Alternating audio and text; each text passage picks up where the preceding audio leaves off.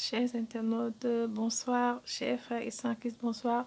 J'aimerais continuer sur le sujet des enfants qui naissent dans un environnement où les parents ne sont pas nés de nouveau et aussi pour finir sur ce sujet-là, dont je disais que les parents doivent vraiment laisser l'enfant, s'il trouve son chemin, l'accompagner, l'aider et non le combattre, de sorte qu'il se retrouve en train de combattre contre les auteurs de la famille, contre les parents, contre toute la famille. Ça devient compliqué pour lui vraiment pour arriver à destination.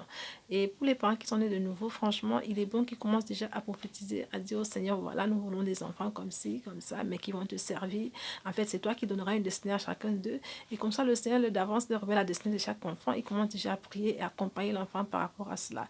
Et même quand, à un moment donné, à les consacrer aussi à la naissance, à faire des sacrifices pour eux et demander pardon pour leurs péchés, comme le faisait aussi Job pour ses enfants, même quand il savait qu'ils pouvaient avoir péché parce qu'ils vivaient une vie parfois mondaine.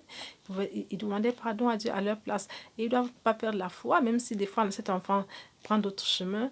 Parce que l'enfant, il doit grandir, il doit se frotter à des gens, il peut être influencé par-ci, par-là. Et là aussi, il y a la puberté qui va l'influencer, des mauvaises compagnies aussi. Toutes ces choses, les parents doivent prier et ne pas perdre la foi, même si des fois l'enfant dévie. Ils doivent savoir que l'enfant était consacré et toujours prophétiser les bonnes choses et toujours rester dans la paix avec lui. Ne pas faire le bras de fer, comme des fois on voit des parents qui font des bras de fer.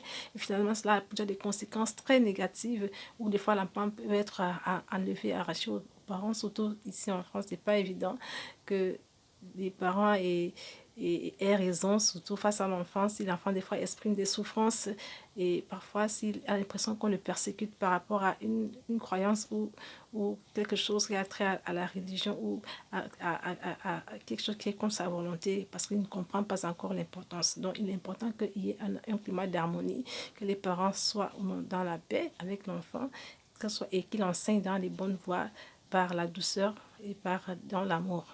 Merci, soyez bénis. À bientôt.